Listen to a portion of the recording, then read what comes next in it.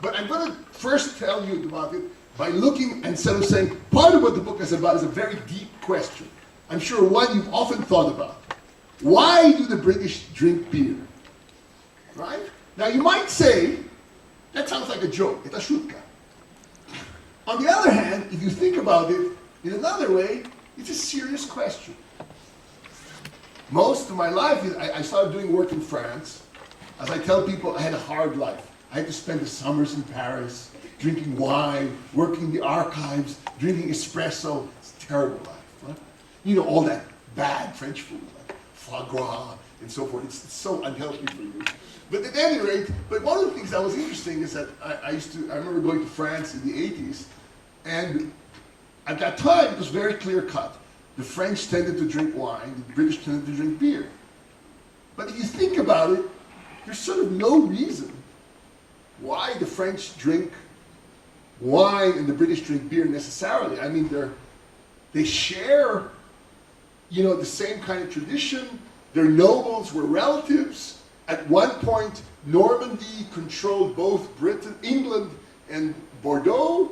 So the royal family was not only intertwined, but they drank French wine. So why is it that the British have a tradition of beer drinking, as opposed to the French who drink wine? After all, think about it today. Russia doesn't make iPads or iPhones, but Russians probably are crazier about iPhones than Americans are. Right? So we do not think about what we buy as a function inherently of what we make. Even if you sort of say it's easy to grow wine in France, the English don't have such good wine. There was a time when the English grew a little bit of wine, but England is not really a very good country for growing wine. So what? That shouldn't affect the consumption patterns. So it turns out this question actually has very deep roots. And in answering what looks like a silly question, why do the British drink beer, you get involved in a lot of other issues which are tied to politics and economics, which are quite interesting. And you really begin to think about the issue, what role does regulation and taxation have to do in shaping tastes? How much of what we think of as taste is driven by prices, it's driven by conditions in the economy, rather than by things like culture. After all, think about something like Italy. When you think about Italy, you often think about spaghetti, and you think about pasta and tomato sauce. But of course, tomatoes have only been introduced to Europe for a few hundred years, right? And pasta is probably itself derived from Chinese. So that when we think of what people eat, it's quite unusual how much what we think of as long-held traditions are actually quite recent. So now, it turns out that the issue of beer is tied very strongly to what looked like questions that economists were worrying about, which is how did Britain succeed in raising taxes in the 18th century? So one of the big problems faced, people don't talk about this. Today, for instance, the United Kingdom and France are roughly the same size. They have roughly 50 million people each. In the late 1700s, England was 1/5 the size of France. France was the dominant power in Western Europe. They had 20 million people. England only had 4 million people. And even when England combined with Scotland, they only had 5 million people. So England was much smaller than France. Moreover, in the 1600s, England was not a major power yet. They were a relatively weak power. The crown was often bankrupt. In fact, from Elizabeth I on, the English kings and queens often had to sell their paintings, their silverware, the royal lands to help pay for wars. And yet, by the 18th century, England, who was now Britain, was not only successful, but they were able to fight France almost on an equal footing, even though France was bigger and initially richer. And how were they able to do that? Because they were better at raising taxes. War was very important. You have to understand that in the 18th century, between 1700 and 1800, how often were Britain and France at war? Can you guess? 50% of the time. For 1 out of 2 years of the 18th century, out of 100 years, 50 years, Britain and France were at war. And yet many of those wars were won by the British. How did a country that was a lot smaller and initially a lot weaker win? Because they were better at raising money. Without money, they could not have fought France. In fact, the French lost so many wars in North America, so that's how France lost big chunks of North America to the British, like in Canada and so forth, that the French tried to get even with the British by helping the Americans in the Revolution. Part of the success of the American Revolution was the French trying to get even with the British by supporting the American Revolution as a way of punishing Britain. But this back and forth was about money. The other question, it turns out, this is related to, is one that not a lot of people have answered very well, which is how did Britain, which was very protectionist and anti-free trade, transition into becoming the famous free trade Britain? The story you hear, if you read normal history and you don't read John Nye, the story you hear is that in the 1840s, the British politicians read Adam Smith or something like that, they became convinced of the importance of liberalism, and they had a debate about the Corn Laws, and they removed most of their tariffs, and they led Europe to free trade. Well, that's where we're going to start our story, because that story is wrong. And I only found out it was wrong by accident. In the early 90s, actually the late 80s, I collected data, and I didn't even think about it. I was doing something else. I was working in France, and I started collecting data on British tariffs. And this work ended up in an article which I published, which became this book. Nice cover, right? Princeton University Press. And here's where it started. Look at this. This is what's called the average tariff rate. Okay? The average tariff rate is just the total amount you collect in taxes from imports divided by the value of imports. This line is Britain. This line is France. When were the Corn Laws repealed? When did Britain go to free trade in all the books? Here, in the 1840s. Funny, when Britain went to free trade, their tariffs were still much higher than that of France. Very interesting story, because if you read the history books, the British tell you after the 1840s, we are free traders, we believe in free trade. If you read the books about France, the French says, oh no, we don't believe in free trade. We just believe in rationalization. We want rational scientific protection. But I look at this picture and I say, wait a minute. This whole period here of like 30 years, Britain is supposed to be completely free trade. France is supposed to be anti-free trade. But it is not until almost 1880 that France and Britain have the same average tariffs.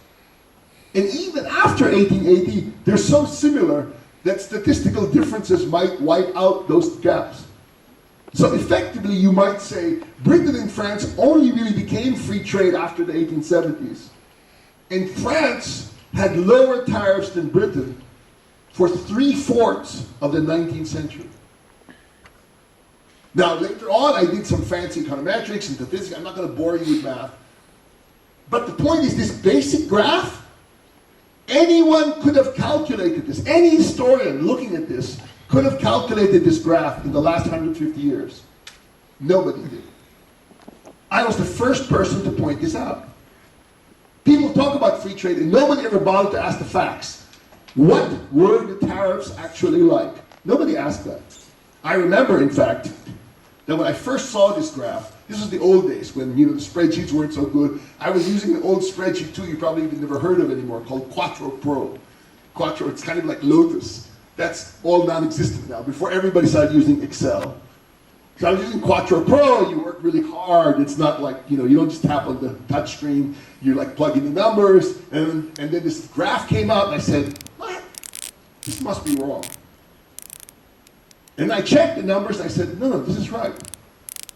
How come I've never heard of this story? I've never seen anything.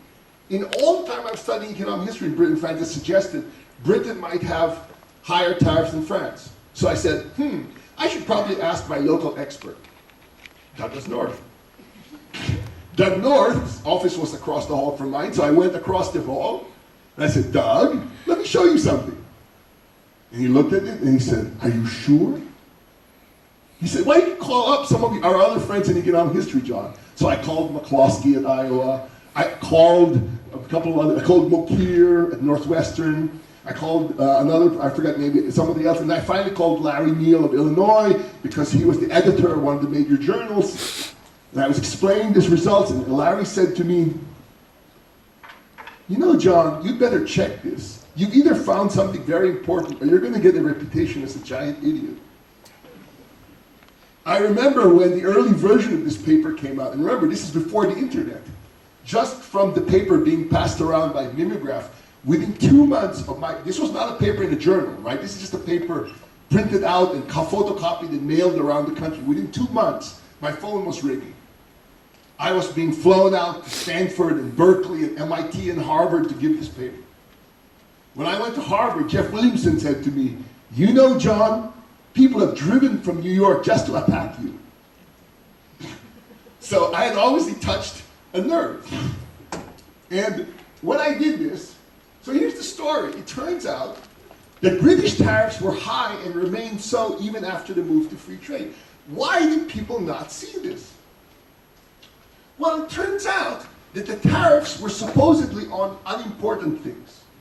Wine, tea, coffee, sugar. But it turns out those are the things England was importing a lot of. England removed tariffs on thousands of items, but most of the items they were not importing a lot of. Or they had a comparative advantage, like they removed tariffs on textiles, but it's not a big deal because England is the best producer of textiles. The best way to think of this analogy is Japan. Japan today is very good at making cars and electronics. They're very bad in agriculture. If you look at manufacturing, anything in, say, industry, electronics, Japan's tariffs aren't very high. But where are Japan's tariffs very high? Rice. In fact, Japan bans most imports of rice because they don't have a comparative advantage in rice. US and Europe want to sell goods like rice to Japan. If they were open, we would sell a ton of rice to Japan. But Japan is closed because of protection of Japanese farmers. Now imagine if Japan said, we believe in free trade, you know. We're going to remove all the tariffs on cars, electronics, and computers, and everything. And you say, what about rice? Oh no, that doesn't count. That's what England did. England said they went to free trade because they removed 2,000 tariffs. But the 5 or 6 tariffs that were really important, they didn't remove those. In fact, when they went to France, like in the 1850, they went to France and they tried to make a deal. They said, let's go to free trade. France said, what about wine tariffs? They said, no, we can't touch that. The French said, the heck with you. We're not going to make a deal. So it's very interesting that it's there in the historical literature, but nobody seems to have noticed it. This is a problem, of which shows you one of the issues that's a problem for historiography. Historians pay too much attention to the way politicians talk about something. Right? They'll sort of say, we are free trade, or there were fights about free trade, but they don't actually measure what the economics of it is.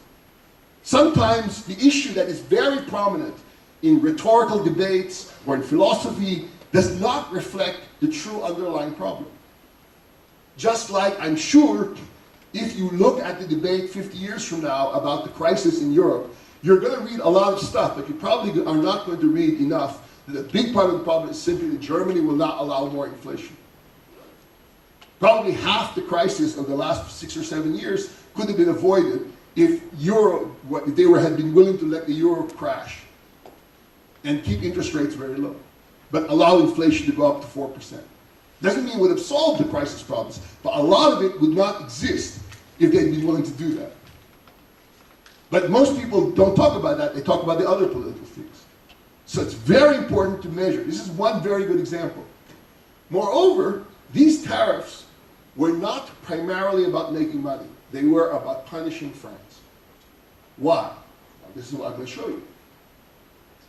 The tariffs were very strange. It turns out the French were the major producers of wine, and Britain imported a lot of wine and also luxury goods like linens from France. But the British wanted to prevent French from coming in so much, and basically the idea is that Britain went to a system where they had very high tariffs, but the tariffs were weird. They were volume tariffs, and I'll explain in a second why this is important. And the tariffs were so designed that they keep out cheap wine, which competes with beer. But expensive wine that the aristocrats drink still can come in. Almost all the tariffs, except the wine tariffs, were ad valorem. Ad valorem means it's a fraction. So for instance, today, if you have a tariff or a tax, it's like a percentage, right? So for instance, if you go, there's some Russian tariffs that are, say, 25%, which means if you're buying something that's $100, you pay a $25 tax. Britain had those too, except on wine. On wine, their tariff was a volume tariff. It was such and such shillings or pounds per gallon. Why is this important? Well, think about it this way. Imagine that Russia had a tax on foreign wine where they charged you, say, 1,000 rubles per liter of wine, no matter what kind of wine it is, good or bad. What kinds of wine will end up not getting imported in Russia? Cheap wine, right? Because if the wine is 100 ruble wine, but you have to pay 1,000 rubles just to import it, you're just going to knock out the cheap wine. What wine is not going to be so heavily affected? If the wine already costs $100, it already costs 5,000 rubles, 1,000 ruble tax is not such a big deal. That's exactly what happened to French wine. So in some sense, the tariff was designed to knock out the competition, and the cheap wine is what's competing with beer. And the other thing about the tariff, it solves one of the biggest problems of tariffs. What's the usually biggest problem of tariffs? Tell me. Like every time, I'm sure you're all very law-abiding, so I'm sure when you go abroad and you come back into Russia, you just declare to the tamoznaya, you say, oh, I bought $500 of stuff, so I'm going to pay the Russian tariff, correct? But except for people like you, who are very good, what's the biggest problem for tariffs? Smuggling, right? But normally, what are you going to smuggle? Let us say you're going to, sneak a bottle of alcohol into Russia. Are you going to sneak a cheap bottle or an expensive bottle? Huh? You're expensive, right? Because that's where you avoid most of the tariff. But the British system said that there's no incentive to sneak an expensive bottle. The incentive is to sneak a cheap bottle. But it's not worth it unless you can sneak a lot of cheap bottles. So it's easy to bring, say, one expensive bottle in your luggage. You can't bring 100 bottles. So one of the things the tariff does is that it's easier to enforce. You don't need to check what the value of the wine is. So think about the brilliance of the British tariff. It destroys most of the French wine trade. It allows the wine that nobles drink. It protects beer, and it's easy to check. So in that sense, it works well. Okay. The other thing is what happened is the state suddenly made beer oligopolistic. I'll show you some pictures to get some idea of this, how this works. But the other thing is that you see in the 17th century, so before this period, beer was almost like free trade. The British had pubs everywhere, beer was cheap, anyone could open a pub, they could make beer, and they paid a tax, like 10% or something. And the British said, the more people that drink the beer, the more taxes we get. The problem was, people evaded the tax. They had the tax, people didn't always pay, it was hard to catch people. But suddenly, beginning in the end of the 17th century, beer developed technological improvements. They were able to have large scale, so large manufacturers could produce a huge amount of beer cheaply. London became the largest city in the world, so a lot of people don't have the opportunity to make their own beer. And the British government decided to limit entry into the beer industry. So instead of having hundreds of beer makers, they had like 10 or 15. It becomes monopolistic. But in order for the monopoly to hold, they actually want regulation. The government did the regulation for the monopolists, but the monopolists could not escape by not paying the tax. How come? because they had a threat to the monopolist. They said, you stop paying the tax, we're going to lower the wine tariff. So they basically had a means of both encouraging monopoly, but punishing them if they don't agree with the tax. So the government wins, the beer wins, who loses? British people. Because now all alcohol is expensive and difficult. But you see, in the other system, the beer guys are fighting with the government. In this way, the beer guys are in the government's pocket. Everything works together. It's not even considered corruption, it's official. One way you get some sense of how important this is that mostly like nobles would be in the parliament or something. But in the early 1700s, one of the most famous British prime ministers was Walpole. Walpole was, when he entered parliament, one of the poorest members of parliament. He was a middle-class guy. When he left, he was one of the richest prime ministers in Britain's history. I wonder what happened in between. They had a lot of control of the taxes, the tariffs, and somehow money just passed through the major British officials. This is the rise. So now let's look at some pictures. I'll talk about that. I'll come back to this long-term implications, but let's look at some pictures. Here's what happened. What triggered this change? You have to understand that in 1688, the Glorious Revolution occurred. As a result of the Glorious Revolution, war began between Britain and France. Between 1689 and 1714, Britain was at war every year except for 1 year in the middle, between two major wars, what's called the 9 Years' War, the War of the League of Augsburg, and the War of Spanish Succession.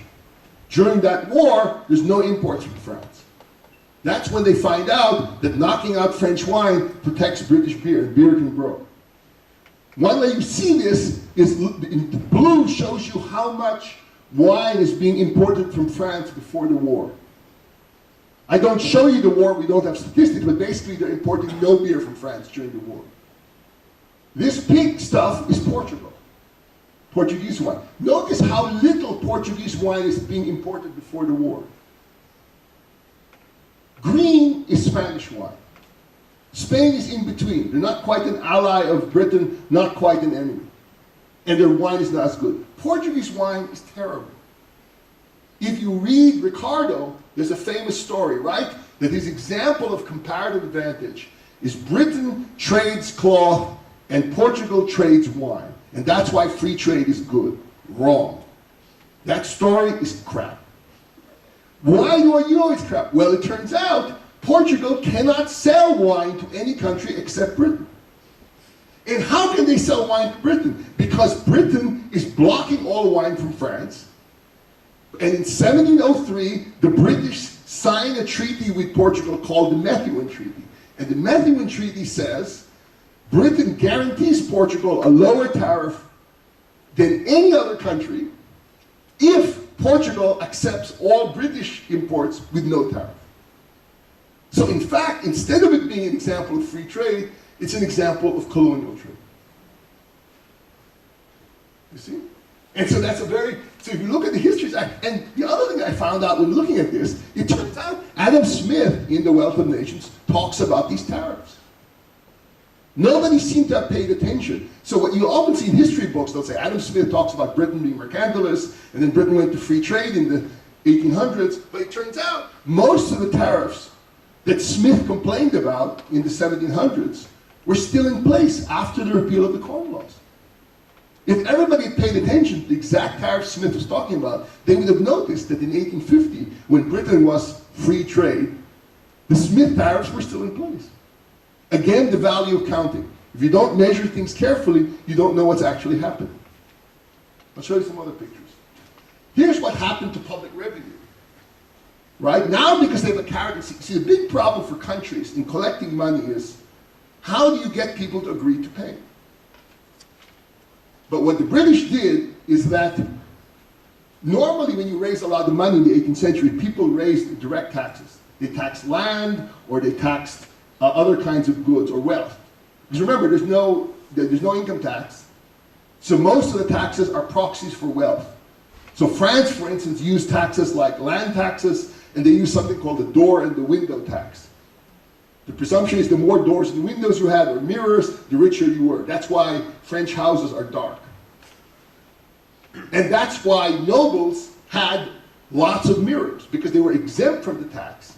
And they wanted to show how powerful they were by having lots of the stuff that was heavily taxed. So if you go to Paris and you look at some of these old houses, they're very dark. That's because there's a door and window tax. If you're taxed for every number of doors and windows you have, you're going to have fewer doors and windows. But if you go to Versailles, there's a hall of mirrors. Right? That's the king showing up. Nobles who are exempt from the tax on mirrors have lots of glass. So again, but what you have in Britain? Well, the direct taxes, that's the red line, that's land and things like the door and window tax. Notice throughout the 1700s, there's no change in total revenue. That means Britain is fighting the wars with France and they're not taxing the nobles extra. Almost all the taxes come from what's called indirect taxes.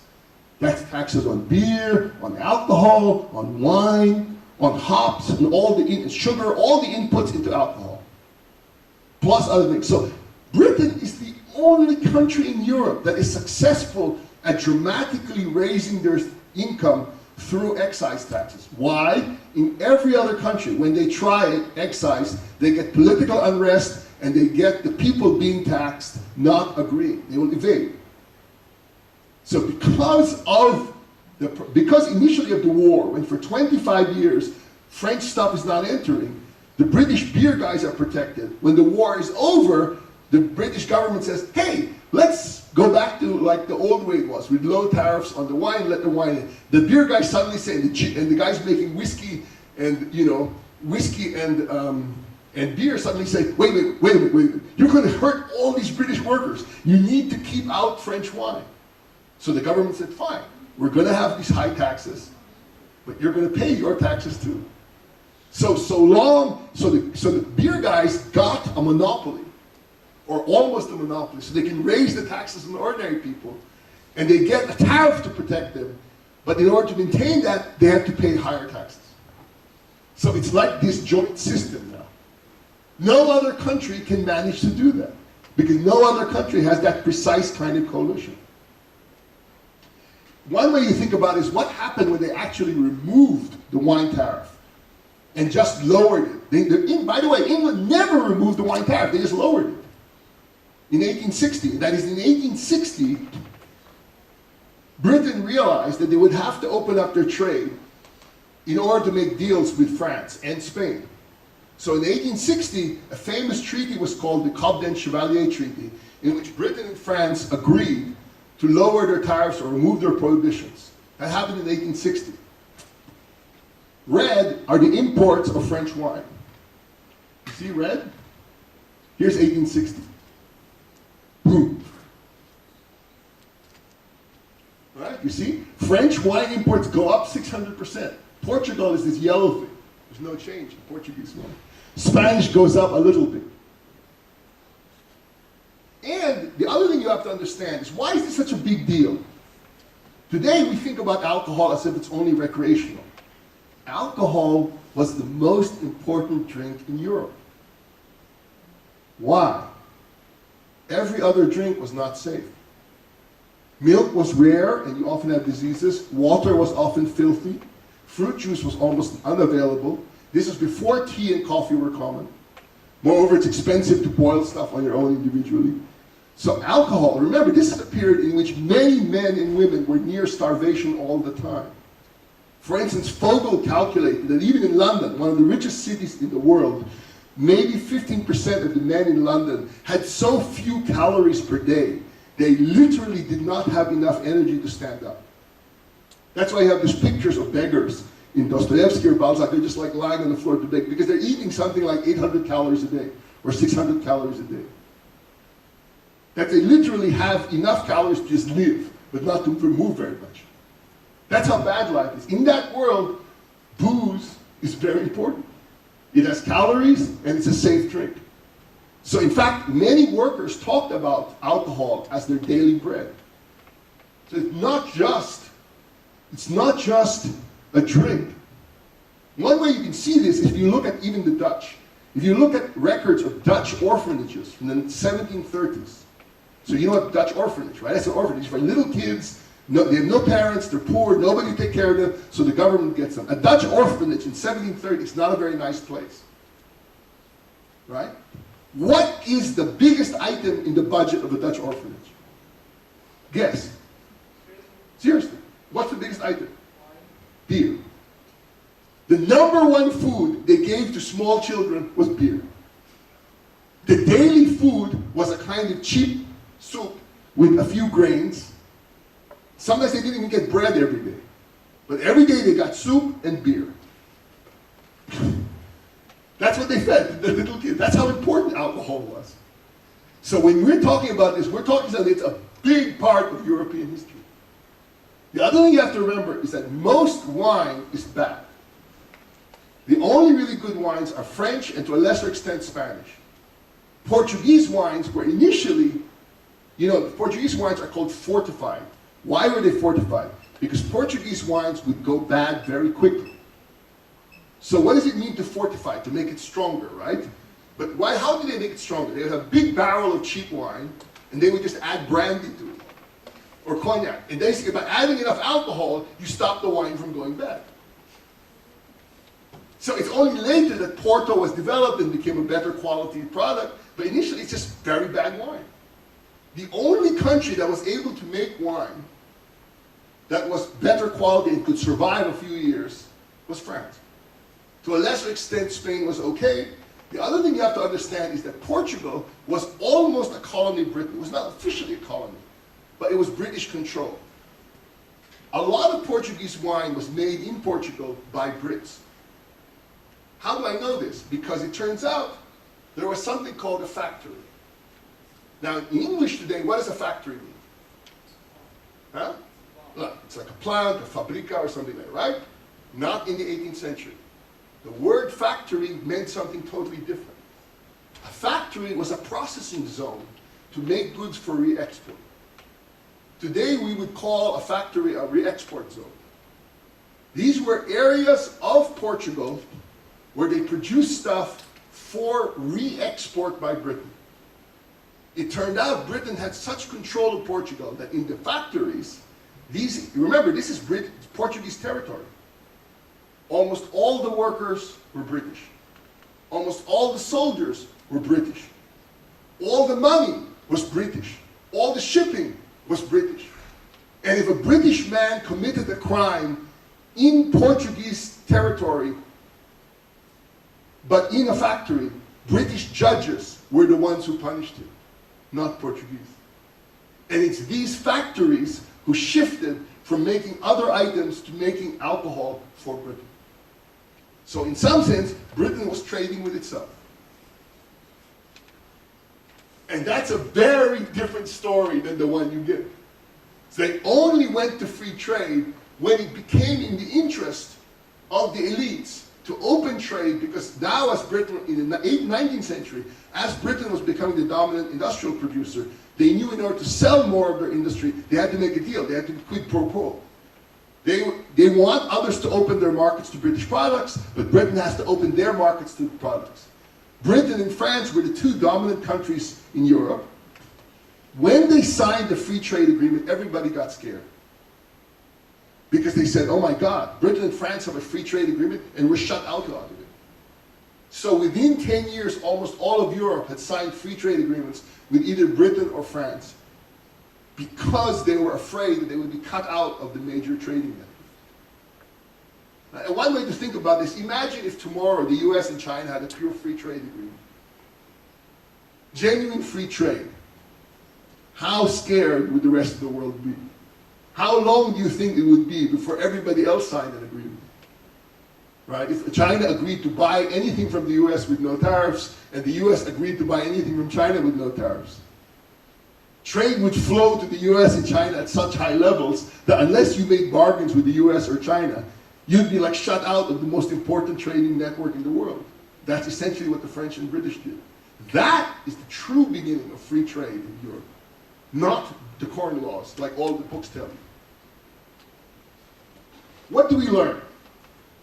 Initially, what I call the law of unintended consequences. When they first put this tariff, they thought that this would last a very short time. In fact, one of the funny things about this, how stupid the French were about this. So Colbert, you may have heard about Richelieu and Colbert. And Colbert was sort of Richelieu's, came later on. He's like a minister. So Colbert follows up from Richelieu. Mazarin and Colbert, the finance ministers of France. And at that time, France is the dominant producer of exports. The British are importing tons of French things. The French are not importing very much British things. And so if you read in the letters of Colbert, it's nice French. A lot of like, cher monsieur, blah, blah, blah, blah, blah, blah. And anyway, around the late 1700s, somebody writes to Colbert, cher monsieur, be aware that countries like Britain drink most of our wine, they buy such so but you must be very careful. Now our own policies are protectionist, but just think about, if you offend them, they will stop buying our wine. And Colbert basically sort of said, it's very nice French. Where else are they going to buy wine? Who cares? Well, they found out. So the things that basically what happened is that what looked like a temporary tariff that was caused by the war from 1689 to 1718 survived until the 1860s. And that was a very important period because it's not just 120 years when Britain did not get wine. It's 120 years of this very small thing called the Industrial Revolution. So at exactly the period when the English middle class is forming and English tastes are being developed, there's almost no wine. So part of the effect on British tastes is because wine was shut out of the British diet in the formative years of the development of the middle class. What you see worldwide today is that you see the same pattern. Poor countries tend to drink, with high taxes, tend to drink more strong liquor. As countries get richer, the young switch from hard liquor to beer and wine. I was just at a conference on alcohol in St. Petersburg just a couple of weeks ago, and looking at the Russian data, it's the same thing. Young Russians are overwhelmingly transitioning away from vodka to wine and beer. The consumption patterns, by young people's consumption of vodka is collapsing. Like if you compare people below 45 with people above 45, the amount of vodka consumed is like dropping almost every year. Whereas wine and beer are going up. Similarly today, because of the EU, Britain and France are converging in terms of their wine and beer consumption. When I first started working in France, French tended to drink wine all the time, British tended to drink beer, Americans would drink both. Today, when I go to France, if I do research, what do I observe? Most people like to drink wine with good meals or in the winter. In the summer, when it's hot outside, you drink ice-cold beer. And it doesn't matter whether you're American or French or British. It's not perfectly true, but the numbers show that's the convergence. If you imagine a world in which there's no taxes or tariffs on wine or beer worldwide, you would expect that over time, countries with similar incomes are going to develop similar consumption patterns. Just like there should be no reason for you not to buy an iPad or an iPhone just because you don't make iPhones. Right? A lot of other things may determine it.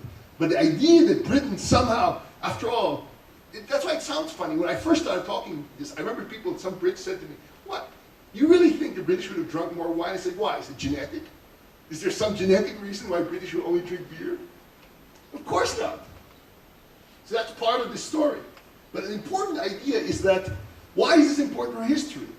Never trust what people say about a period. One of the things I learned as the economist is check the numbers yourself. Very often, people are correct about their own perceptions. They are often wrong about the big picture.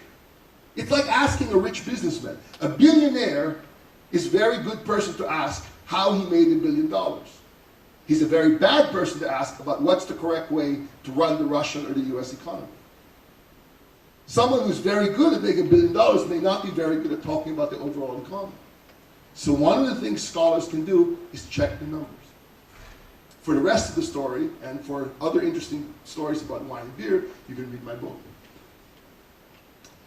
Okay, now I have another maybe 20 minutes left. I'm going to tell you about another paper of mine that's completely different, I did later on, and it's also rather fun. It has to do with the problem of dragon babies in Chinese culture. So this paper is based upon work with a colleague, Noel Johnson at George Mason University. We published a paper a few years ago called "Does Fortune Favor Dragons?" Asians, especially Chinese and those who follow the lunar calendar, have this zoological zodiac, where there's the year of the rat, the year of the horse, the year of the tiger, etc. All the years of the animals are based upon real animals except one year, the year of the dragon. The year of the dragon traditionally is considered to be a very lucky year. Children born in the year of the dragon are luckier and considered to do well in life. Sociologists found that starting in '76, countries with very big Chinese populations, especially Taiwan, Hong Kong, Singapore, and Malaysia, started to have a lot of babies in the year of the dragon. So you saw big jumps in the birth rates in '76, '88, and 2000. The interesting thing is the dragon effect was all over Asia except for China. China did not show dragon effects until 2000. That's a separate story. I have a new paper on that. That's really finished. I won't tell people about that. But there are a lot of reasons why that's the case. But the point is that the dragon effect was for all Chinese countries except China. That's a weird thing, but we're not talking about that. But here's the thing. So for instance, this is from sociologists' work. Basically, it's showing you, okay, it starts, you see 76, bump. You see 88, bump. And like statistically, this is significant. It's such a big deal, in fact. Think about it. They're all having babies during the year of the dragon. And because they think the babies are luckier. Remember, this is a period in which birth rates are collapsing. Right? The rich countries of Asia are like Russia. They don't like to have babies anymore. Right? Women's birth rates are below 2, so they're below replacement. But in a period in which birth rates are collapsing, they are suddenly having more dragon babies. And it's a big deal, right? Imagine that you're going to time your dragon baby. You get one shot every 12 years. If you're only going to have one kid, it's really costly mistake, right? If you wait too long to have a baby, you might not have any babies. And yet they did it. The other thing that's weird about them is they think their kids is luckier, but it's actually harder for the kids in many ways. Why? Because in the years in which you have dragon bump, there are more kids applying to schools, so there's more competition, it's harder to get into schools, hospitals, etc. In fact, it got so bad that in Taiwan, in '88, starting in '88, they started putting bulletins, writing on this, no, you know dragon babies are not lucky. It's bad for you. Do not do this. Do not have babies during the dragon year. You're just going to make life hard for each other. But people had them anyway. So what we want to do is look at the effect of dragon babies. But the way we chose to do that was to look at dragon babies from Asia, from the families who immigrated to the United States. And we used a technique in econometrics called the triple difference in difference approach.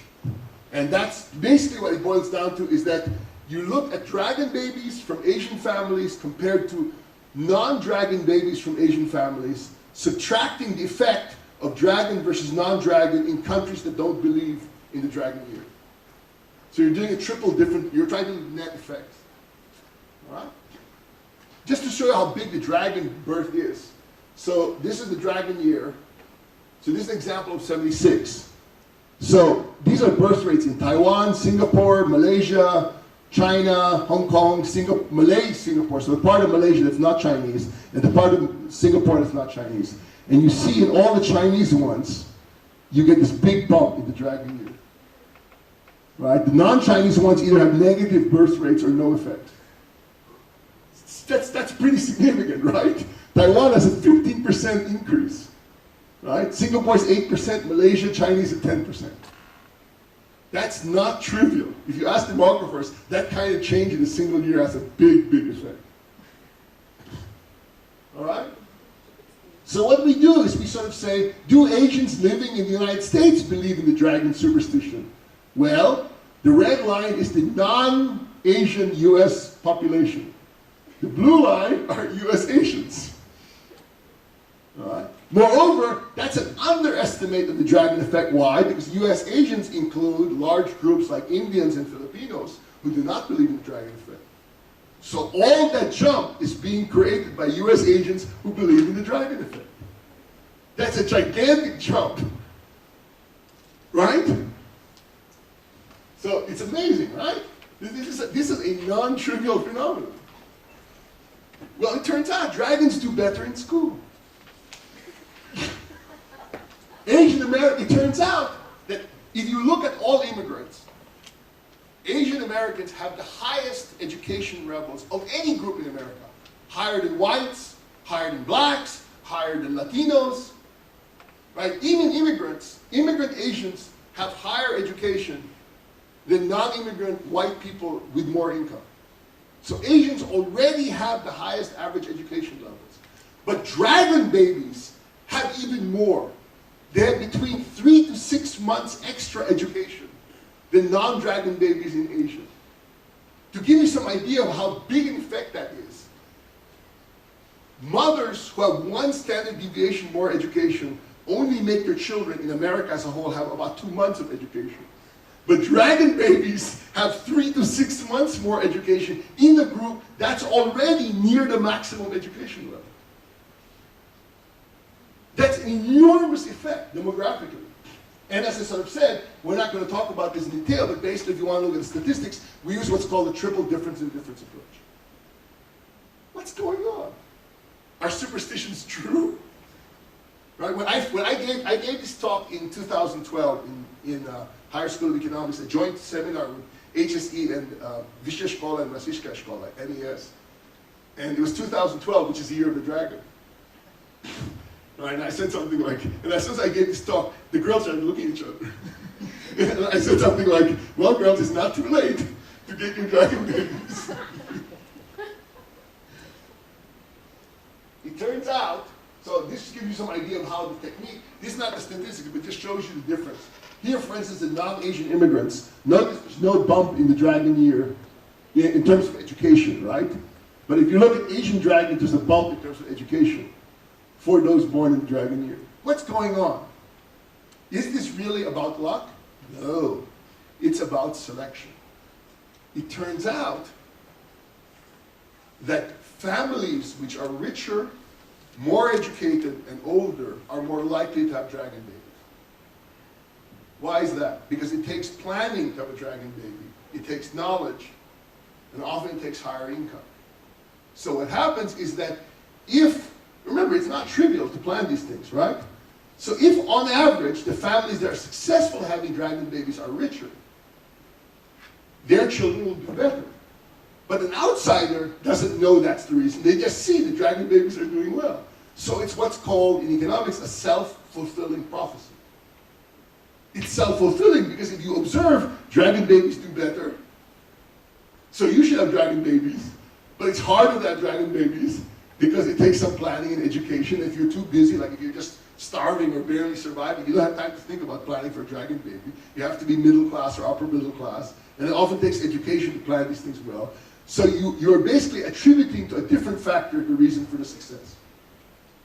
And that's part of the story that's going here. New work with one of my students, Melanie Shea, who's going to be going to UCLA next year, looks at China and looks at why China develops the dragon effect. And part of the story is that what we're finding is that the dragon superstition is the opposite of what Max Weber told us. Max Weber has the secularization hypothesis, that as people get richer, people become less superstitious, less religious. But with certain things, especially in the Asian community, as they get richer, certain types of superstitions become a marker of identity. So it actually becomes stronger the richer you are. How come Chinese believed for centuries in the dragon effect? You don't see it until 76. 76 is when these Asian tigers start to grow in income. They're growing in average income, birth rates are falling, suddenly some of these markers of identity start to matter. China in the 70s has the one-child policy. It's the tail end of the Cultural Revolution, and they're poor. By 2000, China is sort of where, the Chinese family is sort of where, say, Taiwan and Singapore were in the 70s. Suddenly, the parts of China that are getting richer are having dragon babies. And in fact, that's what we do. We study, we have detailed data at the city level for China. And we can show that richer cities with better jobs, with more opportunity and more development are the ones having the big dragon babies. That poorer, less successful cities have a smaller dragon effect. So this is a case in which the superstition gets stronger with wealth and development.